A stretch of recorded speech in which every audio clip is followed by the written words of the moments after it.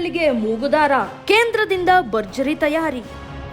ಹೌದೌದು, ಕೇಂದ್ರ ಸರ್ಕಾರ ವಕ್ಫ್ ಬೋರ್ಡ್ಗೆ ಮೂಗುದಾರ ಹಾಕಲು ಸಜ್ಜಾದಂತಿದೆ. ಸೈಲೆಂಟ್ ಆಗಿ ವಕ್ಫ್ ಕಾಯ್ದೆಗೆ 40 ತಿದ್ದುಪಡಿ ತರಲು ರೆಡಿಯಾಗಿದ್ದು ಕೇಂದ್ರ ಸಂಪುಟಕ್ಕೂ ಪ್ರಸ್ತಾಪ ಸಲ್ಲಿಸಿದೆ. ಆದ್ರೆ ಕೇಂದ್ರದ ಈ ನಡೆ ಮುಸ್ಲಿಂ ನಾಯಕರ ಆಕ್ರೋಶಕ್ಕೆ ಕಾರಣವಾಗಿದೆ. ಮಸೀದಿ, ಇಸ್ಲಾಮಿಕ್ ಧಾರ್ಮಿಕ ದತ್ತಿಗಳನ್ನು ನಡೆಸುವ ಮತ್ತು ಉಳಿಸುವ ವಕ್ಫ್ ಕಾಯ್ದೆಗೆ ಭರ್ಜರಿ ಸರ್ಜರಿ ಮಾಡಲು ಹೊರಟಿರುವ ಕೇಂದ್ರ ಸರ್ಕಾರ ಎಲ್ಲ ರಾಜ್ಯಗಳ ಮತ್ತು ಕೇಂದ್ರ ವಕ್ಫ್ ಮಂಡಳಿಯಲ್ಲಿ 2 ಮಹಿಳೆಯರ ನೇಮಕಾತಿ ಕಡ್ಡಾಯ ಅನ್ನುವ ತಿದ್ದುಪಡಿ ತಂದಿದೆ.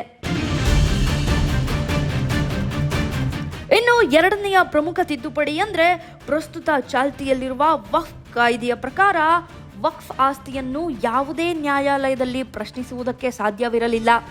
ಇಂತಹ ಕಾನೂನುಗಳನ್ನು ಸೌದಿ ಅರೇಬಿಯಾ ಅಥವಾ ಒಮಾನ್ ಅಂತಹ ಮುಸ್ಲಿಂ ರಾಷ್ಟ್ರಗಳಲ್ಲಿಯೂ ಸಹ ಹೊಂದಿಲ್ಲ. ಒಮ್ಮೆ ವಕ್ಫ್ ಬೋರ್ಡ್ಗೆ ಆಸ್ತಿ ಹೋದ್ರೆ ನಂತರ ಅಂತಹ ಆಸ್ತಿಗಳನ್ನು ಹಿಂದಿರುಗಿಸಲು ಸಾಧ್ಯವಿರಲಿಲ್ಲ. ಆದ್ರೆ ಈಗ ಈ ನಿಯಮವನ್ನು ಸಡಿಲಿಸಲು ಕೇಂದ್ರ ಸರ್ಕಾರ ಮುಂದಾಗಿದೆ.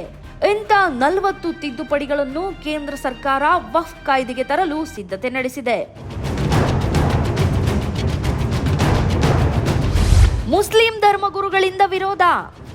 ವಕ್ಫ್ ಮಂಡಳಿಯ ಅಧಿಕಾರ ನಿರ್ವಹಿಸುವ ಕೇಂದ್ರದ ಉದ್ದೇಶಿತ ಮಸೂದೆಗೆ ಮುಸ್ಲಿಂ ಧರ್ಮಗುರುಗಳಾದ ಮತ್ತು ಮುಖಂಡರು ಅನೇಕ ನಾಯಕರು ವಿರೋಧ ವ್ಯಕ್ತಪಡಿಸಿದ್ದಾರೆ. ವಕ್ಫ್ ಆಸ್ತಿಯ ಮೇಲೆ ಕಣ್ಣಿಟ್ಟು ಕೇಂದ್ರದಲ್ಲಿರುವ ಬಿಜೆಪಿ ನೇತೃತ್ವದ ಸರ್ಕಾರ ಈ ತಿದ್ದುಪಡಿ ತರ್ತಿದೆ ಅಂತ ಅಖಿಲ ಭಾರತ ಮುಸ್ಲಿಂ ವೈಯಕ್ತಿಕ ಕಾನೂನು ಕಾರ್ಯಕಾರಿ ಮಂಡಳಿ ಸದಸ್ಯ ಮೌಲಾನಾ ಖಲೀದ್ ರಶೀದ್ ಆಕ್ರೋಶ ವ್ಯಕ್ತಪಡಿಸಿದ್ದಾರೆ. ಕೇಂದ್ರ ಸರ್ಕಾರದ ಈ ಹೊಸ ನಡೆಗೆ ದೇಶದಲ್ಲಿ ಯಾವ ರೀತಿಯ ಪ್ರತಿಕ್ರಿಯೆ ಸಿಗುತ್ತೆ ಹಾಗೂ ಈ ತಿದ್ದುಪಡಿಯನ್ನು ಜಾರಿಗೆ ತರಲು ಯಶಸ್ವಿಯಾಗುತ್ತಾ ಅನ್ನೋದನ್ನು ಕಾದು ನೋಡೋಣ. ರೋಹನ್ ಹಿರೇಮಠ್, ವಿಜಯ ಟೈಮ್ಸ್, ಬೆಂಗಳೂರು.